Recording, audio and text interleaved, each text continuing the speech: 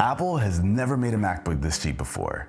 And if it's actually good, is it gonna destroy the cheap laptop market? So I went ahead and got some other laptops in this price range. We've got Windows, the MacBook Neo, and even a Chromebook. Let's see how it compares to other laptops in this price range. And I will say, I'm impressed, but there's one big problem. So this right here is the MacBook Neo, device I don't think a lot of us saw coming. It's a $600 MacBook from Apple, the premium tech brand. And it's actually affordable, and even more affordable if you're a student, since it goes to $500. And at that price, I know everyone's thinking, what's the catch? Well, let's talk about it. So this is a 13-inch laptop with Apple's Liquid Retina display, and I'll throw some specs up for those who care about it, but it's a solid looking display. It actually looks really clean. One of the best displays I've seen on a laptop at this price. And it even comes in these funky colors. This is the citrus version. I think this is the one that caught everyone's attention, but it also comes in 3 other colors. There's silver, blush, and indigo, which I think should just be called blue. One of the nice touches with these different colors though, is that you get these different colored keyboards that go with each one, and even the feet match the keyboard, so it's got a nice cohesive look. And I will say the build quality is probably the thing that surprised me the most. At $600, I wasn't sure where the corners would be cut, but I personally don't think it's in the build quality. So it's made with 60%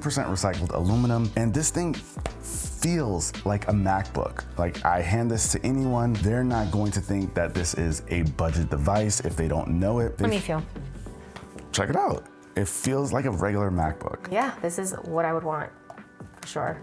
And at this price range, this build quality is really impressive. Because if you take a look out at the market and what is available at this price range, you don't really know what you're gonna get. Because with this Asus VivoBook 14, it actually has some better specs than this guy. But once you get this thing in hand, you can instantly tell that it's not the highest quality device. It's got a lot of flex. It's got that plasticky feel. It's like when you play Russian roulette, you don't know what you're gonna get, and that's a typical experience. And whereas with this, it's a Chromebook from Lenovo, this feels solid. And that's the hard part about this price point. You don't really know what you're gonna get, even if you see the specs. The build quality is that one thing that's kind of up in the air. You can read the materials online, but what Apple has going for them is a reputation of great hardware. They actually deliver on it, even at $600. I like that they did that though. Like, even though it's like half the price of one of their other MacBooks, you still get something that feels good and like it's not gonna break on you. But could you imagine if they didn't? They would get ripped to shreds. Like, oh, Apple just made this garbage. Yeah. You kind of have to expect that, and I'm just surprised they were able to pull it off, because in today's market, laptops aren't getting cheaper, and somehow this exists. All right, real quick guys, Future Judd here. Completely forgot to talk about the port selection. We did mention that this thing has USB-C ports. Over here, we've got 2 of them. We've got a USB 3, USB 2. For the regular folk out there, the USB-C ports, but this top one right here is faster, so if you want to plug in like an external hard drive or something, this might be the port you want to use. So that's one of the bigger differences on the Neo compared to the other MacBooks. The other MacBooks tend to have like Thunderbolt ports, which are like much faster. But when it comes to what's on the market,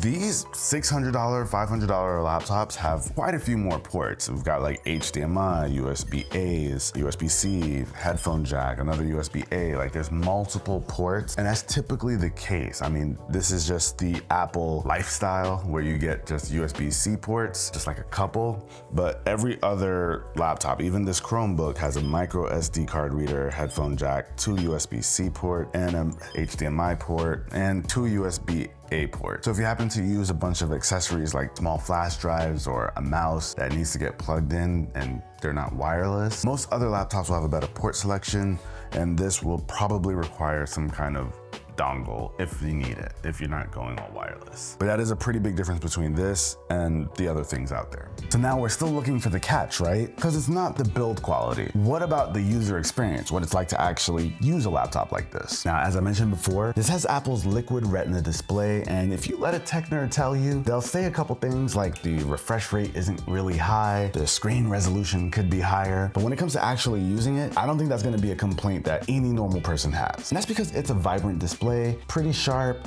It gets decently bright, so you can use this in multiple locations without issue. I mean, it's Apple's Liquid Retina display. We've seen it time and time again, and honestly, it just looks really good considering the price. We've seen some people talk about like the bezels, but like $600. What are we talking about? So if somebody decides they want to watch some content, they're not going to be disappointed at the quality of the display here, like at all. And with these side-firing speakers, I wasn't sure what to expect, but Apple knows how to make some good speakers, so check it out yourselves. This one's always advertising herself. This one's always asking for something.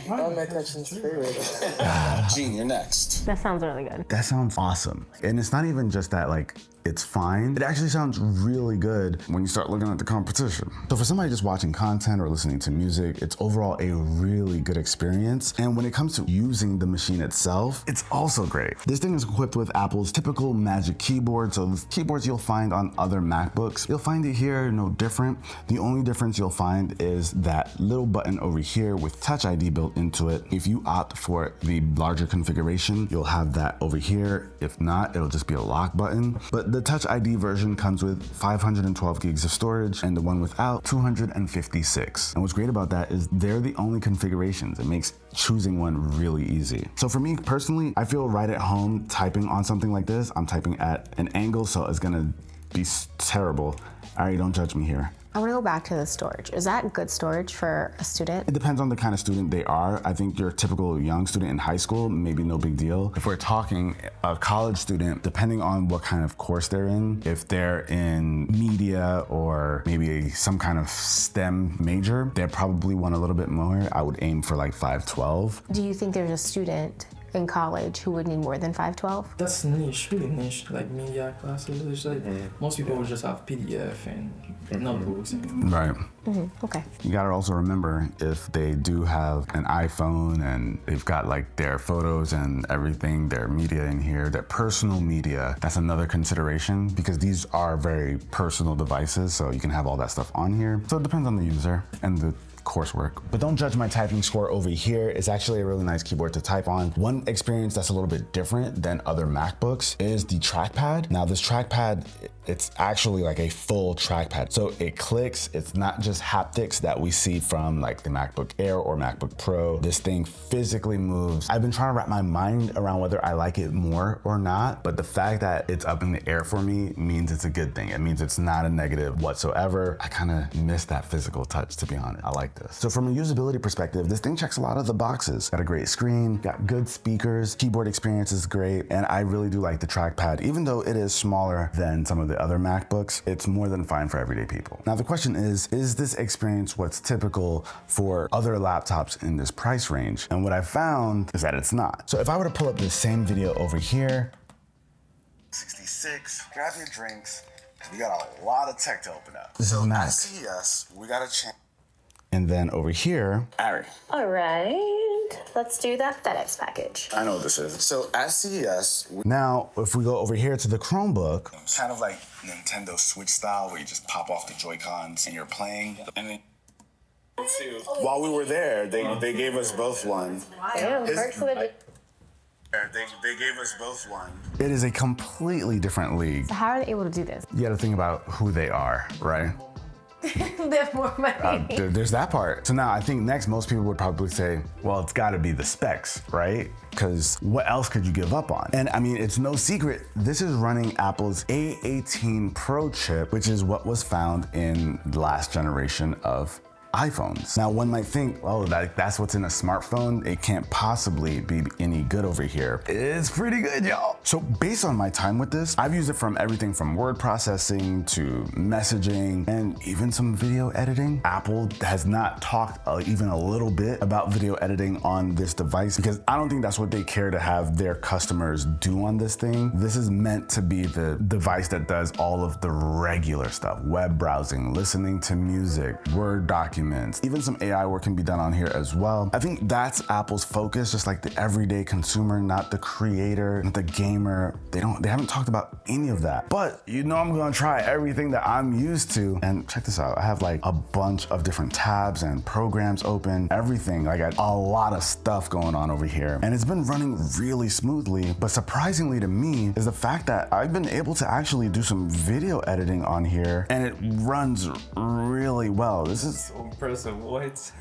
This is 4K footage. Honestly, it rendered so quickly, I was shocked. And this is 100% not a selling point. But because this has Apple's hardware, it has great speakers, it has a screen that is color accurate, vibrant, I can do some video editing on this, which I was not expecting at all. And honestly, it's really cool that it can do this, especially considering I've got like all of these programs and tabs open right now, and it's still able to do this with like what feels like no problem, no fans. It's actually kind of wild. But let's be clear, this is not meant for the power user. Like, this is not a device that I would say if you're an aspiring creator, go grab this. This is not that device whatsoever. This is for everyday folk who want to do everyday web browsing, word processing, just the standard things that don't require a lot of power. But the geek in me wants you to know that the A18 Pro is actually way more powerful than you might think just because it's in a smartphone. It's a lot stronger than you think. But here's what I will say. While it is able to do all of that, I have all of these programs open. Through my time using it, it didn't feel like the snappiest MacBook I've ever used. This is the geek in me. I could actually tell a bit of a difference between using something like this versus something with an M chip inside of it. Just like opening applications, opening certain tabs, there's just that millisecond or two of wait that I'm not used to that I'm seeing on this. Not to say it's slow, but I can see the difference in the levels between Apple's other hardware and this. So if you are coming from one of those devices, that's something you might see over time as well. But I also don't feel like that this is for anyone coming from another device. You shouldn't be coming from one of those other devices. You're absolutely right, Ari. Now, I know someone might hear something like, oh, it's slightly slower than the other ones and instantly think like, write this off. No, I think regular everyday people are gonna be completely fine with it. I just have a lot of experience with like the high-end models, so I can see the difference in the power. I think I can give this to Ari and she'd be okay. No offense. No You offense. low-key want it? Yeah, I want a pink one. I'm fine. Now here's what makes this thing unique, right? The fact that I was able to talk about all those different things that I've been doing on a device like this is kind of mind-blowing. Video editing, not even a consideration for somebody using a Chromebook. And all other use cases, whether it's having a bunch of different devices, watching content, it is a completely different experience on a device with hardware like this versus the total experience you get here. Like having all of those tabs, watching content, browsing websites, video editing, all of that is possible, and it looks and feels good at the same time. Where even if this thing were able to perform the same way, the hardware itself is a limitation because the screen doesn't look the same. Watching content will be very different. It doesn't sound the same. So this has like a total package that you're really just not getting anywhere else that I've seen so far. And now another area we've got to look at is like, what about battery life? I think what's typical in the market right now at this price range is around that like 10 to 12 hour range, especially if they're using some of like the older chips that aren't as optimized for battery life as some of the new ones are right now. Because let's be real, a lot of these like budget friendly laptops aren't using like some of the newest processors with all of those efficiencies. Now something like the MacBook Neo is actually rated for 16 hours of battery life, just 2 hours shy of the MacBook Air. And honestly, it's lasted me a long time. Like I had no issues using this without feeling like I need to go ahead and charge this up, charge it at the end of the day, and I've been golden. Honestly, I've had all this stuff open. I've been using it a lot today actually, and I'm still at like 63%. Actual solid battery life, that would be like a major one typically, but battery life also not the issue here. So now I'm wondering, is there a situation in which someone should buy like an Asus VivoBook over that? Because in my mind, I feel like that MacBook is for like an iPhone user. I think anybody can buy this, whether you are an Android user, an iPhone user. I feel like because this laptop is so good at its price that pretty much anybody will have like a solid experience, unless there are Windows specific apps or services that they use or need to function on a daily basis. Without that, I don't care what operating system your phone is from, this feels like to me the best option that's on the market that I know of. Like, listen, everyone thought we were crazy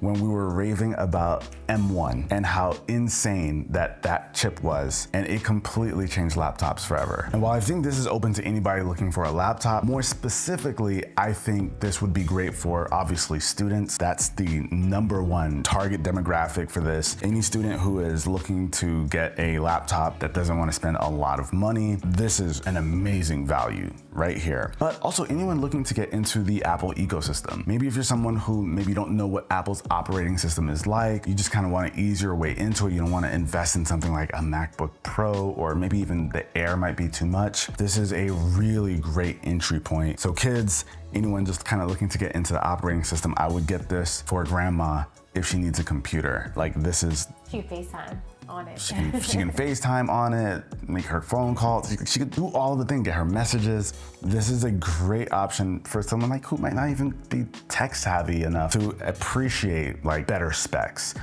and still get a good experience. That is completely who I envisioned this for, is that entry level into the Mac OS system. I will say this, I've had a lot of friends ask me like, oh, should I grab this laptop? Is this the one I should get that's gonna hold me down for a few years? That's where the big problem comes in. We've never seen a laptop from Apple like this before, one where they took the processor from their smartphones and put it into a laptop. So we don't know how this will work over the years. Will it last 2 years, 3 years, 5 years? We don't have the data for that, and we have a lot of questions still. But at potentially $500 to $700, would you be willing to take the risk? I mean, when you take a look at the competition, I know I would. Package you get immediately is, but what about you? What do you think? I want it. You want it. You have the Air. If you have the Air or the Pro, you don't need this at all. Would you guys get it? 100%. You guys let me know with a comment down below. Catch you guys next one. Peace.